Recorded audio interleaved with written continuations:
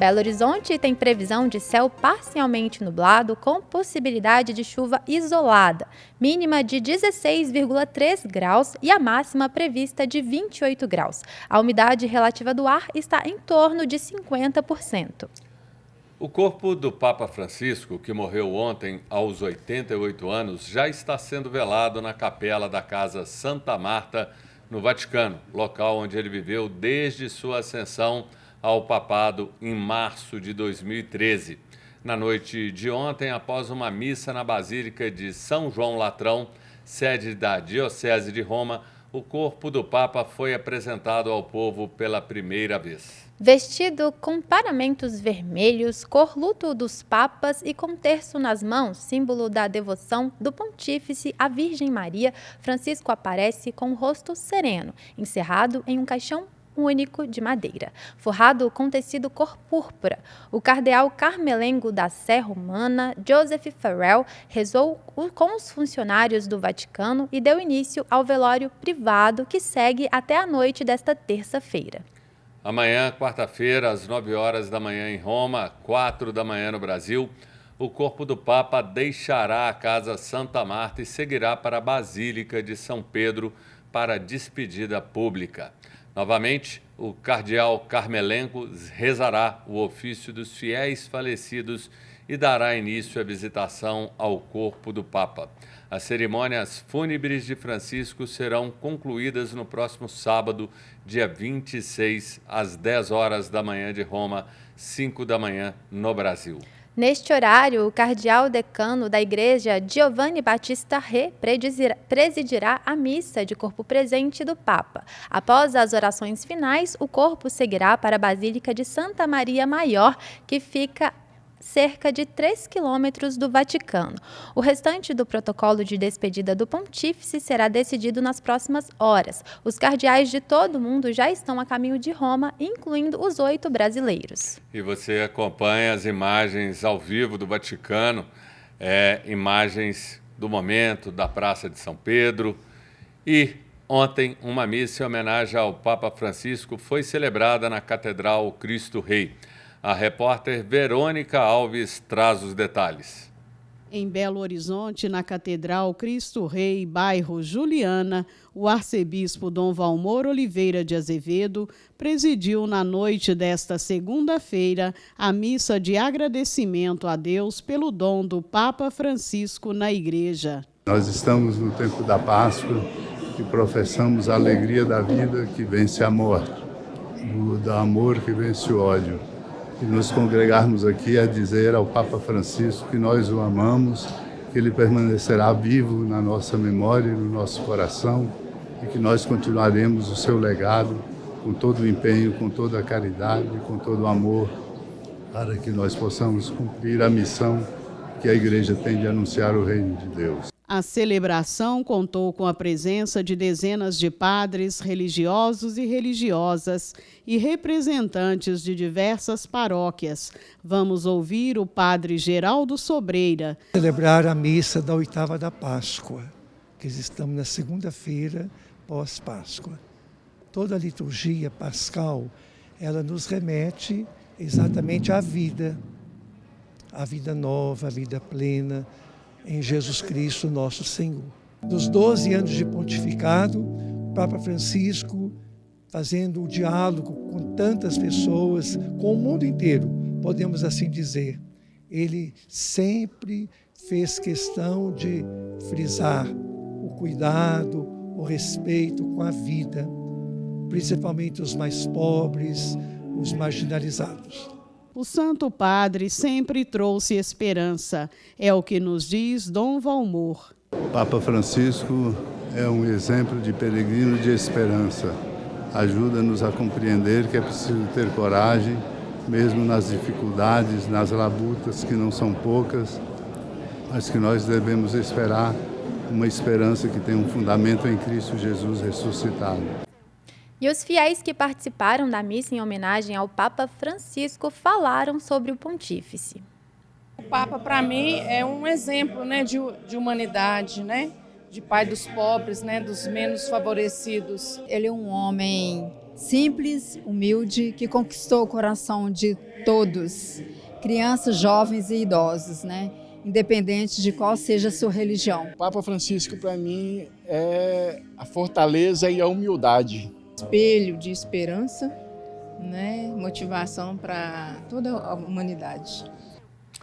Vamos dar uma pausa neste tema que tanto nos toca, a morte do Papa Francisco, e falar sobre assuntos que exigem cuidados, principalmente com relação à nossa saúde.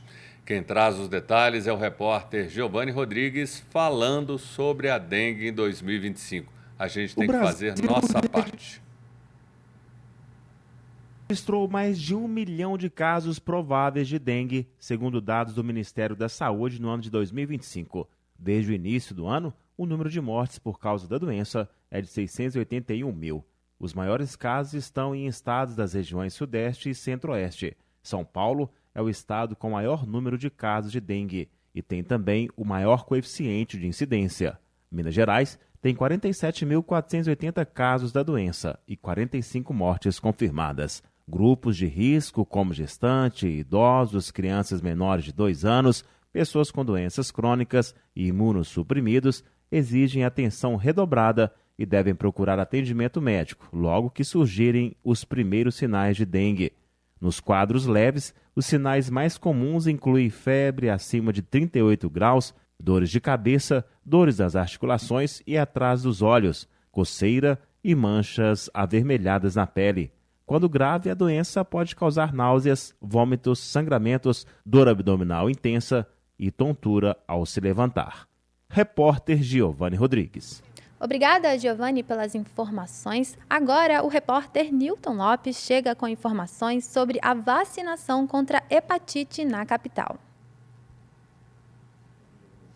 A Prefeitura de Belo Horizonte amplia a partir de hoje a vacinação contra a hepatite. Serão imunizadas sob agendamento as pessoas não infectadas, mas que estão sob risco de contrair o vírus ou que tiveram contato com pacientes contaminados pela doença. As 3.000 doses serão aplicadas em unidades específicas da Rede Municipal de Saúde. Para saber onde se vacinar, acesse o site da Prefeitura em pbh.gov.br. Repórter Nilton Lopes. Obrigado, Nilton. Voltamos a falar sobre o Papa Francisco. 7 cardeais brasileiros viajam hoje para Roma, onde vão participar da escolha do próximo Papa num processo de votação sigiloso, conhecido como conclave. Segundo a CNBB, Conferência Nacional dos Bispos do Brasil, Dom Orani Tempesta e Dom Jaime Spengler serão os primeiros a embarcar. O conclave tem 135 cardeais com menos de 80 anos aptos a participar da eleição. O Vaticano divulgou hoje as primeiras fotos do Papa Francisco no caixão. O corpo do pontífice será levado amanhã da Capela de Santa Marta para a Basílica de São Pedro e ficará exposto para homenagens do público. O sepultamento está marcado para 5 da manhã deste sábado, dia 26. O repórter Léo Apolinário está ao vivo na nossa redação e traz mais informações sobre o funeral do Papa Francisco. Boa tarde, Léo. Quais as informações de momento? Boa tarde, Júnior, Michele, a todos que estão nos acompanhando pela TV Horizonte, pela Rádio América, agora 12h11. No início aqui do Rede Notícia, vocês trouxeram as primeiras imagens que o Vaticano divulgou hoje do Papa Francisco já no caixão. Nós vamos explicar agora um pouquinho dessa simbologia. Quem está na TV vai acompanhar agora as imagens que mostra o Papa na Casa Santa Marta, o caixão do Papa que foi feito de madeira e com revestimento de zinco, a casula, uma veste litúrgica que o Papa usa, a mitra, que é o chapéu, na mão do Papa tem um terço e o anel de bispo. O Papa não está com o anel na mão, ele está com o anel na mão que ganhou quando ele era bispo. O anel não é o papal, chamado de anel de pescador. Este anel foi destruído ontem após a morte do pontífice. E próximo do caixão, vocês acompanham aí, tem o secretário de Estado do Vaticano, o cardeal Pietro Parolin, que reza ao lado do Francisco. Tem aí um soldado em pé, que é a guarda suíça, responsável pela segurança do Papa. E o local do velório, como eu disse, a capela da Casa de Santa Marta, residência oficial do Papa. O Papa está vestido com essa veste litúrgica, isso é uma tradição, parte do ritual. Francisco está ali como se fosse para uma celebração, com uma casula vermelha, porque ele é um sucessor dos apóstolos de Pedro. Os papas são velados de vermelho, conforme manda a tradição, que é a cor dos mártires e que remete ao martírio e à ideia de que ele deu a vida pelo Evangelho. Lembrando que aí é a Casa Santa Marta, que foi o local, a residência oficial do Papa durante esses 12 anos de pontificado. Eu volto com vocês. Obrigada, Léo. Por causa da morte do Papa Francisco, a CNBB decidiu suspender a 62ª Assembleia Geral dos Bispos Brasileiros, que seria realizada entre os dias 30 de abril e 9 de maio em Aparecida, interior de São Paulo. Em nota, a entidade informa que a Assembleia Geral foi transferida para o período de 15 a 24 de abril do ano que vem no Santuário de Aparecida. Vamos falar um pouco da nossa cidade, da região metropolitana, que teve uma manhã com um trânsito complicado e um grande engarrafamento.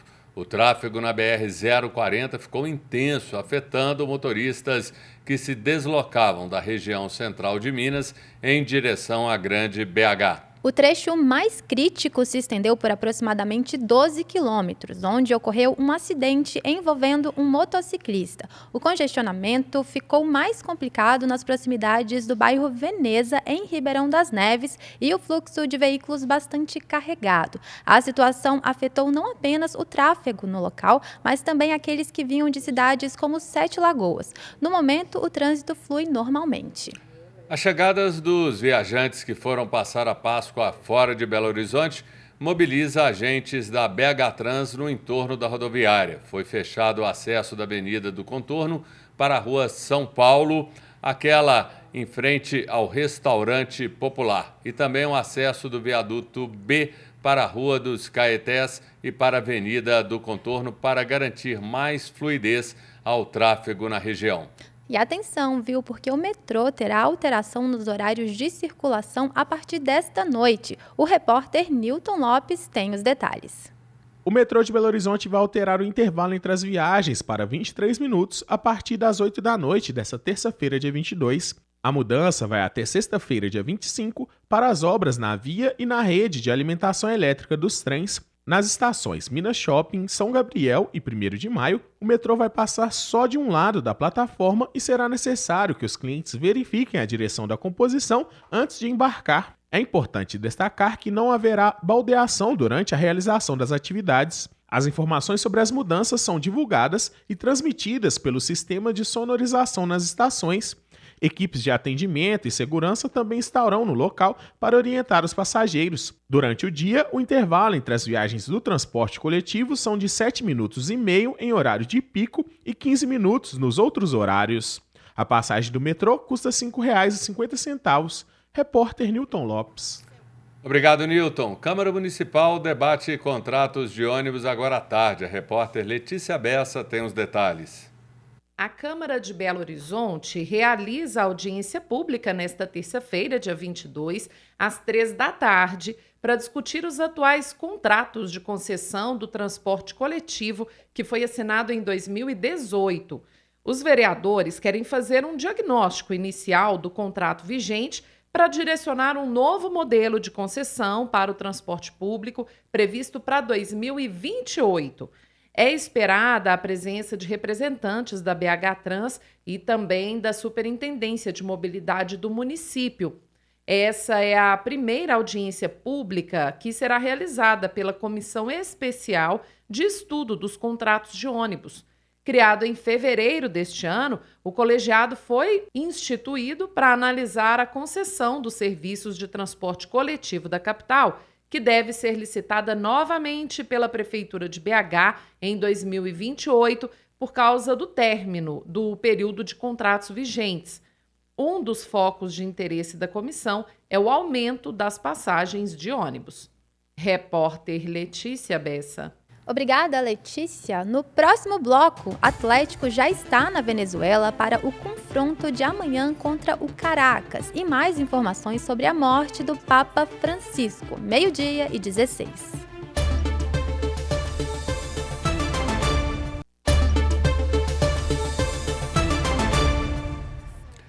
O Atlético já está na Venezuela para o jogo de amanhã contra o Caracas pela Sul-Americana. A partida vale a liderança isolada do Grupo H. A equipe do técnico Cuca tem vários desfalques, entre eles Hulk, Arana e Scarpa, que ficou em Belo Horizonte para acompanhar o nascimento do filho. E mesmo sem jogar no Brasileiro, o Atlético perdeu uma posição na tabela e entrou na zona do rebaixamento. Está na 17ª posição. O Bahia venceu ontem o Ceará e ultrapassou o Atlético na classificação. O Cruzeiro também tem compromisso pela Sul-Americana, mas só na quinta-feira contra o Palestino, no Chile. O técnico Léo Jardim deve preservar alguns jogadores em função do cansaço físico apresentado por parte do time titular. O time ainda não venceu na competição e acumula 2 derrotas. E pela semifinal da Superliga Masculina de Vôlei, o Sada Cruzeiro venceu o primeiro jogo contra o Praia Clube por 3-0 ontem em Contagem. O segundo jogo é no próximo sábado em Urbelândia. Em coletiva nesta segunda-feira, a Confederação Nacional dos Bispos, a CNBB, se pronunciou sobre o falecimento do Santo Padre e o conclave. Vamos conferir um trecho da coletiva. A nossa posição é que são 252 cardeais e 90 países. Olha que riqueza. Então, esta é a expressão do mundo dentro do cardinalato, dentro da igreja. As mais diferentes realidades, como o senhor Môncio falou, estão ali presentes, representando. Então, penso que com este período de oração, de discernimento e, acima de tudo, deixar-se também conduzir pelo Espírito Santo, essas representações do cardinalato vão com certeza apresentar aquilo que o momento atual exige, o que cremos que é o próprio Espírito Santo que conduz. Do ponto de vista do Papa Francisco, nós agradecemos muito a ele, porque ele tornou, de fato, o Colégio Cardinalício muito expressivo, muito plural e com certeza será um momento também enriquecedor para a Igreja. Termina nesta semana o prazo para pedir isenção na taxa de inscrição do Enem. O repórter Giovanni Rodrigues volta ao Rede Notícia com os detalhes.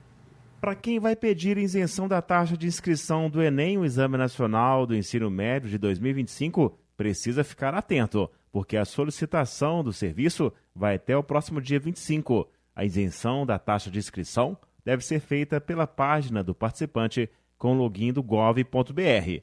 Para pedir a isenção de pagamento, o participante deve informar o número do CPF e a data de nascimento. Pode pedir a isenção os matriculados no 3º ano do ensino médio em escolas públicas em 2025, estudantes que cursaram todo o ensino médio em escola pública ou como bolsista integral em escola privada, alunos com renda mensal igual ou inferior a um salário mínimo e meio e pessoas inscritas no CadÚnico. O candidato que teve gratuidade da taxa de inscrição do Enem do ano passado, mas não compareceu a um dos 2 dias de provas na edição de 2024 e ainda quer participar da edição de 2025 gratuitamente, terá que justificar a ausência. Repórter Giovanni Rodrigues. Obrigado, Giovanni. Uma menina de apenas 4 meses morreu e outras 5 pessoas ficaram feridas agora de manhã depois de um desabamento de uma casa no bairro de Brasilândia, na zona norte de São Paulo. A suspeita de que o desmoronamento tenha sido motivado por uma explosão de gás onde morava o avô da criança. Um princípio de incêndio foi controlado por vizinhos. Segundo os bombeiros, a menina teve uma parada cardiorrespiratória e chegou a ser transferida para o hospital de Brasilândia depois de receber os primeiros socorros no local. O avô dela teve metade do corpo queimado e também precisou de atendimento hospitalar. A primeira turma do Supremo Tribunal Federal iniciou hoje o julgamento de ex-agentes de segurança pública e assessores do governo Jair Bolsonaro, acusados de envolvimento na tentativa de golpe de Estado no país. Segundo a denúncia da Procuradoria-Geral da República, os 6 suspeitos foram responsáveis por articular um plano para manter de forma ilegítima o então presidente Jair Bolsonaro no poder. Eles foram denunciados junto com outras 27 pessoas, incluindo Bolsonaro, pelos crimes de tentativa de golpe de Estado, abolição violenta do Estado Democrático de Direito, organização criminosa, dano qualificado e destruição de patrimônio tombado. De volta ao Rede Notícia, o repórter Léo Apolinário, ao vivo da redação, falando sobre os últimos momentos em vida do Papa Francisco. Pois é, Júnior, o Vaticano vem divulgando desde ontem algumas informações de como que foi a morte do Papa Francisco. E uma informação que foi divulgada ontem é que ele teria passado bem a noite de domingo para segunda-feira e um pouco depois de acordar ele teria passado mal. Hoje, o Vaticano disse que o Papa fez um gesto de tchau com as mãos para o seu enfermeiro pessoal antes de morrer. E disse que ele não sofreu porque tudo aconteceu de uma forma muito rápida. Os sintomas levaram Francisco a se despedir com a mão para o Maximiliano Strapete, que lhe prestava cuidados 24 horas por dia antes de perder a consciência. O Vaticano divulgou ainda que, entre suas últimas palavras, Francisco agradeceu o enfermeiro por lhe ajudar a dar uma volta de papamóvel na Praça de São Pedro no domingo de Páscoa para cumprimentar os fiéis. O ato surpreendeu os presentes porque o pontífice estava debilitado e se recuperando de uma pneumonia bilateral. Ainda ontem, o Vaticano também divulgou imagens dos aposentos do Papa Francisco na Casa Santa Marta e no Palácio Apostólico sendo lacrados. Todo esse ritual é feito todas as vezes em que o Papa morre, e isso significa o estado de sé vacante. O caixão com o corpo do Papa Francisco será levado amanhã da Capela Santa Marta para a Basílica de São Pedro, onde ficará exposto à visitação dos fiéis. No sábado, dia do sepultamento, será celebrada uma missa pelo cardeal Giovanni Battista, que é o decano do Colégio dos Cardeais, e o corpo segue em procissão até a Basílica Santa Maria Maggiore, local escolhido pelo próprio Papa para ser enterrado. Eu volto com vocês. Obrigada, Léo. E termina a primeira parte do Rede Notícia. Agora você acompanha uma entrevista com o professor de História de Religião da PUC Minas, Rodrigo Coppi. E se ligue nas nossas redes sociais do Instagram, TB Horizonte Oficial e @Rádio América Oficial. Até amanhã.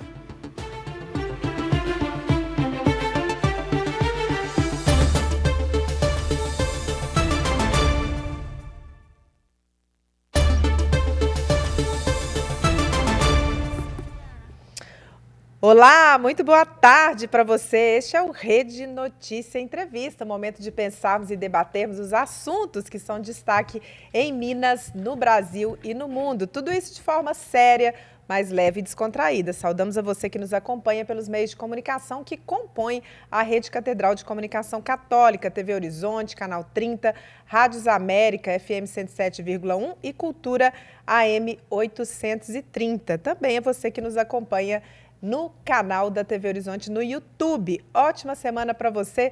João Eduardo Santana, estamos aqui novamente, né? Juliana, boa tarde, agora 12h31, para você que nos acompanha aí pelos diversos meios de comunicação da nossa Arquidiocese de Belo Horizonte. Nosso abraço fraterno. Nós continuamos a falar sobre a morte de Sua Santidade, o Papa Francisco, morte essa que foi confirmada às 2h35 da madrugada de ontem, às 7h35 da manhã, horário do Vaticano, melhor dizendo, 2h35 da manhã, horário de Brasília. Nós vamos com imagens ao vivo da Praça de São Pedro no Vaticano, imagens que são geradas pelo Vatican News, você que acompanha pela TV Horizonte, pelo YouTube TV, né? E para você que está no rádio, há uma movimentação considerável agora na Praça de São Pedro no Vaticano.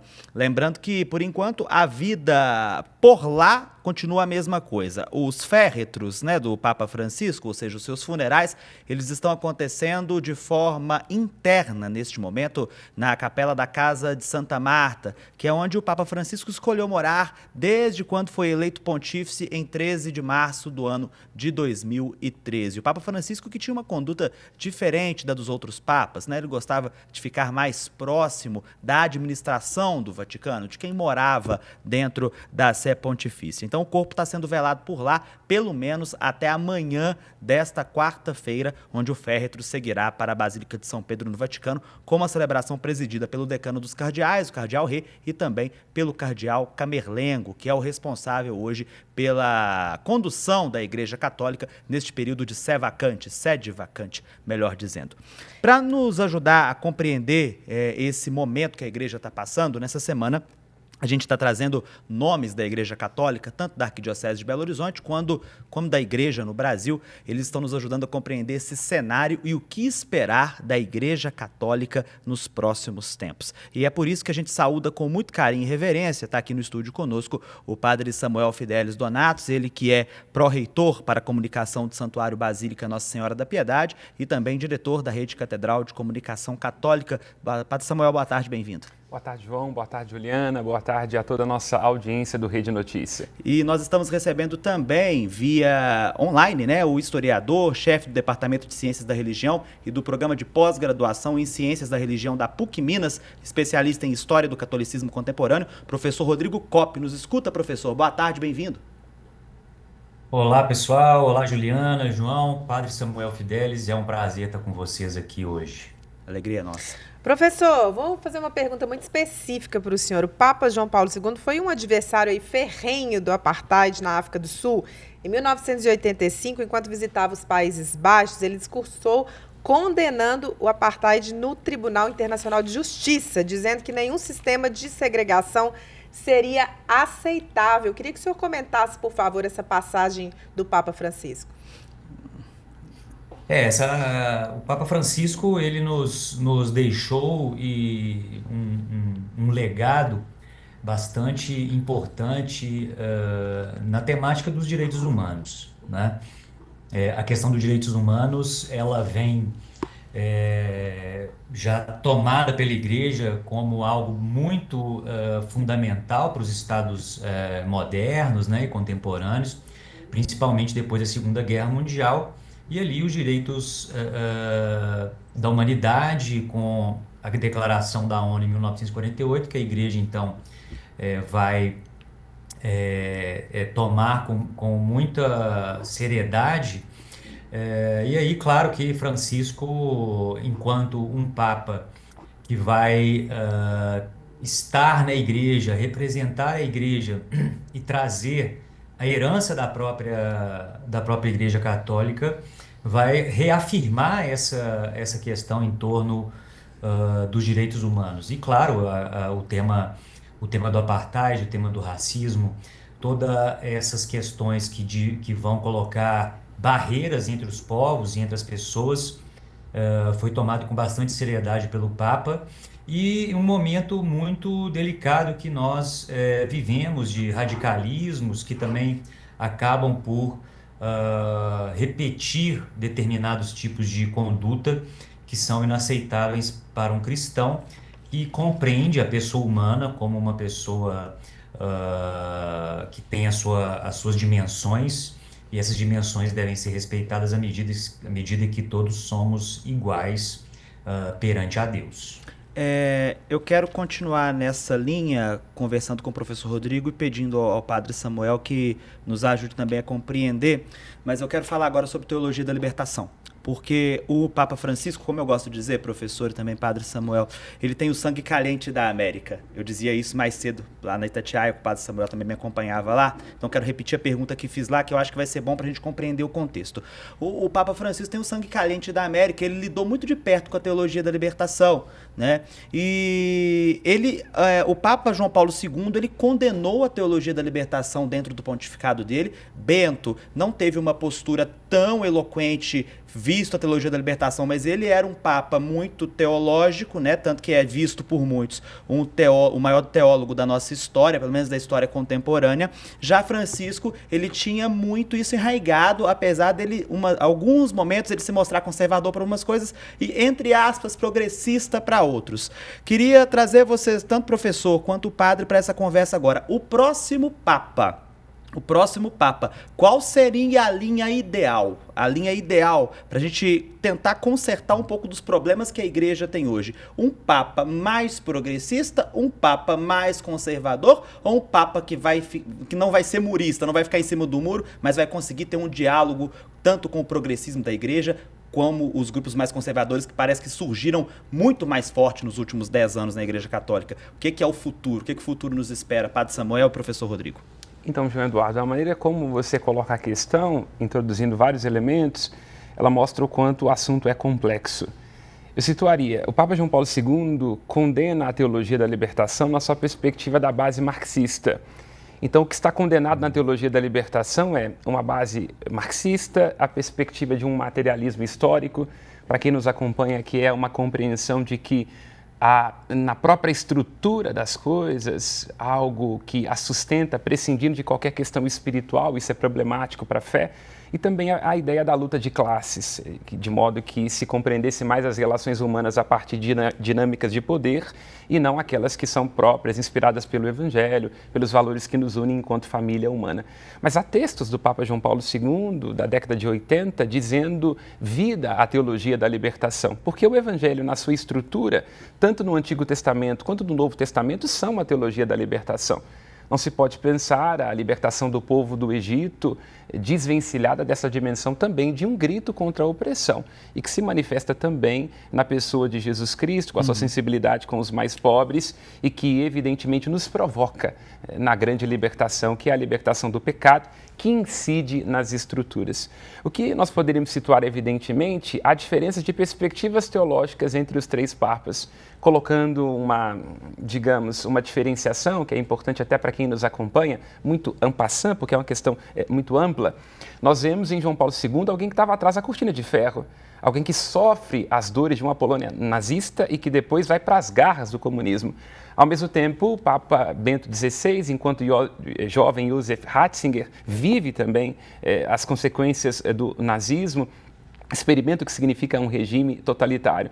Francisco vem numa outra perspectiva, que é aquela de estar num contexto da América Latina, lançando mão das suas próprias palavras, onde o sangue não é quente, ele escorre em ditaduras, ele escorre em opressão, ele escorre nas consequências de um colonialismo que causou consequências trágicas para a América Latina no passado e ainda no presente. Portanto, são perspectivas diferentes, a partir, citando aqui controversamente Leonardo Boff, não é? O chão onde pisa, a vista de um ponto, que faz cada um desses papas ter ênfases teológicas. Então, diria, em última instância, apontam para a mesma direção. Só se pode pensar no Evangelho a partir da perspectiva da libertação de toda estrutura de opressão e também do pecado, e evidentemente divergentes entre si, né? Seria cínico da minha parte dizer que não havia divergências teológicas entre os três papas, porque havia, sobretudo entre Francisco e os predecessores. Professor Rodrigo, o que fazemos em meio a todas essas, não vou dizer contradições, mas as vistas de um ponto, parafraseando aqui o Padre Samuel e Leonardo Boff, como unir isso tudo? O Padre Samuel trouxe bastante luz aí sobre a pergunta que você fez. Na verdade, eu acompanho o padre e somo ainda a questão seguinte: as nossas análises históricas ou sociológicas, elas às vezes caem nesse dualismo, né, progressismo, conservadorismo, ou mesmo esquerda ou direita, né? Isso é algo que vem de um tempo da igreja, no século XIX, que a igreja buscava responder ao desafio da Revolução Francesa, a questão da liberdade, da doutrina liberal, da liberdade de consciência, enfim. Então, a partir dali, a igreja, o magistério, ele condenou de maneira muito clara tanto o liberalismo quanto o socialismo no século XIX, início do XX, e depois reiterou isso no século XX também, até 1950, com Pio XII. A partir dessa perspectiva, a igreja tenta construir, e foi construindo uma perspectiva que é a doutrina social da igreja, né, e que chegou até hoje também com elementos trazidos por Francisco. Então, o que a gente consegue observar da história da igreja aí do 19 e do 20, são essas tendências e polarizações, porque a igreja está no mundo, os padres, os religiosos, os leigos, e nós, como católicos, somos também, de alguma forma ou outra, absorvido, seduzido por alguma ideologia que possa dar tentativas de respostas mais claras, mais evidentes. O que me parece é que no momento que a gente vive, a teologia da libertação, obviamente, nesse caso, né, dessa pergunta, ela entrou em declínio na partir da década de 80, com o final da União Soviética, né, com a queda da União Soviética e do socialismo real, e ela continua num momento também que ela traz elementos importantes, como a opção preferencial pelos pobres, que foi absorvido pela igreja, pelo magistério, né, pela igreja institucional, mas hoje a teologia da libertação está ligada a vamos dizer, uma geração, né, uma geração de pessoas, de teólogos, de padres, que vão desaparecendo, né? Então, o próximo Papa, né, esse Papa, ele também está nessa virada geracional, e isso vai acabar por tocar no papado de alguma forma e nas suas visões, enfim. Nós seguimos com o Rede Entrevista, a gente vai para um rápido intervalo, na volta a gente continua essa conversa aqui, fazendo todas as repercussões sobre a morte do Papa Francisco. Fica aí.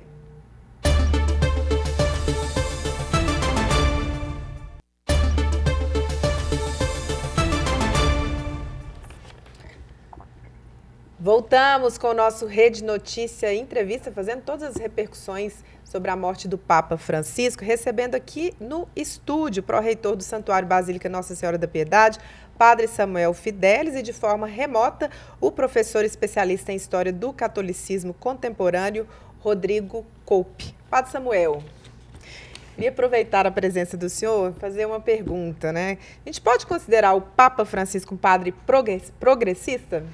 Esses conceitos na igreja são sempre muito desafiantes. É interessante o disclaimer que o professor faz quando ele situa o primeiro momento onde a gente começa a fazer essa divisão entre esquerda, direita, progressistas e conservadores na Revolução Francesa. Diz respeito àquela posição que se ocupava lá, naquele momento, física, e que depois acaba se tornando uma referência para quem está mais inclinado à perspectiva da conservação e para quem entende que é necessário alguma adaptação, até uma mudança de rota em termos de doutrina e por aí vai. É muito complicado aplicar esses conceitos dentro da igreja. Explico. Eu tive notícias de um professor muito querido, que é o professor Cleto, aqui de Eclesiologia, que quando Francisco foi secretário aqui na Conferência de Aparecida, o 5º CELAM, ele teve algumas suspeitas com relação à aplicação do método conhecido do Cardan, que é o ver, julgar e agir. Portanto, conto essa anedota para dizer assim que a gente não pode categorizar o Papa Francisco numa perspectiva propriamente de esquerda. Basta ver os resultados do sínodo sobre a Amazônia, basta ver sobre que ele não conseguiu muitos avanços com relação à ordenação das mulheres, seguindo aquela linha que já havia sido colocada pelo Papa João Paulo II. O que nós podemos dizer com toda certeza? Francisco era um homem atual e do progresso.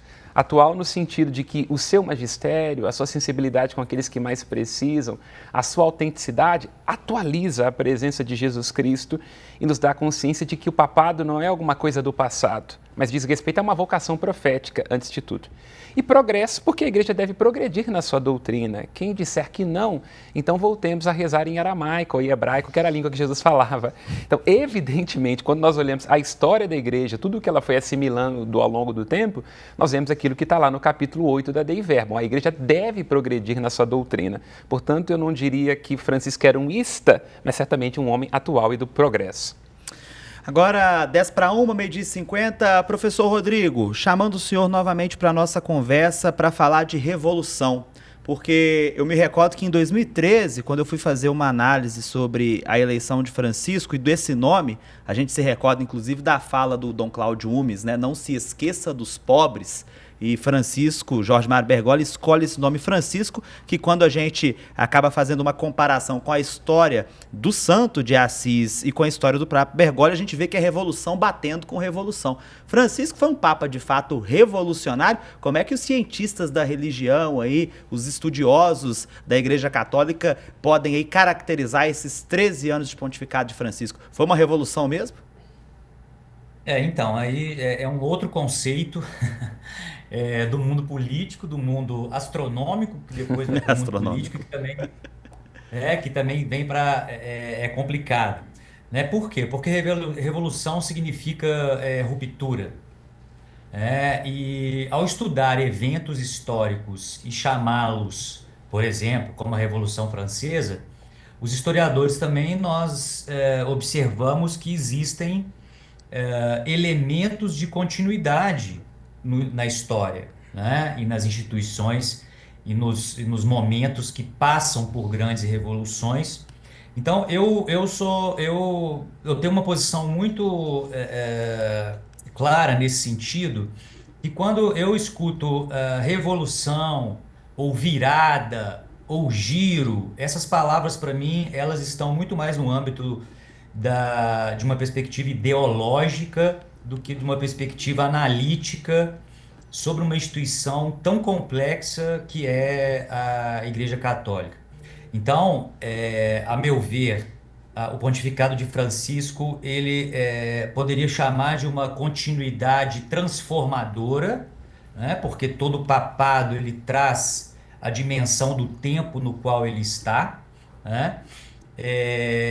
Francisco, ele faz traz gestos que me recordam o Papa João XXIII e a sua atuação, principalmente na convocação do Concílio Vaticano II.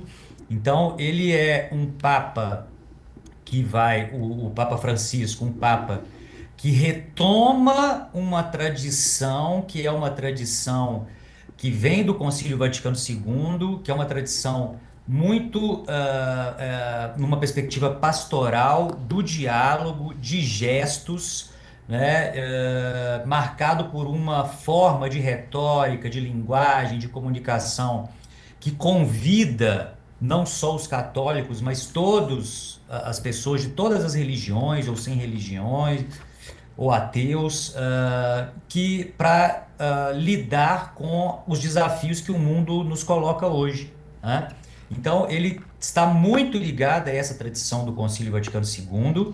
Então, eu não chamaria de um papado revolucionário, porque nenhum papado pode ser revolucionário, porque você não pode destruir a estrutura da instituição e inserir e tentar colocar outra no lugar, mas um papado reformista, né, que vai tentar, então, colocar essas pontuações do Vaticano II em desenvolvimento, buscando talvez acelerar um pouco mais, né, diferente dos dois papados anteriores, que pegaram a igreja num momento de mais desequilíbrio, né, porque todo concílio traz um desequilíbrio, alguma desarmonia, e tentaram então segurar um pouco, né, falar, peraí um pouco, vamos né, esfriar um pouco, né, para ver como é que as coisas vão lidando. Mas Francisco, ele chega num momento porque ele já vem de um outro lugar, de um outro país, tem um outro background, e vai trazer essa outra perspectiva de tentar colocar o concílio nos trilhos, né, de uma forma mais evidente possível. Ô Padre Samuel, daqui uns dias, né, vamos ter aí um novo conclave. Temos um filme que concorreu ao Oscar, que chama exatamente Conclave, né? E nesse filme a gente vê muitas disputas ali, alinhamentos, né? Os cardeais se juntando, tentando traçar ali um papa que seria mais de acordo com aquele perfil. E a gente fica muito curioso, né, sobre como que são essas disputas dentro do conclave. Ali a ficção se misturou com a realidade, não tem nada a ver, ou a gente pode considerar que aquilo ali é mais ou menos um norte?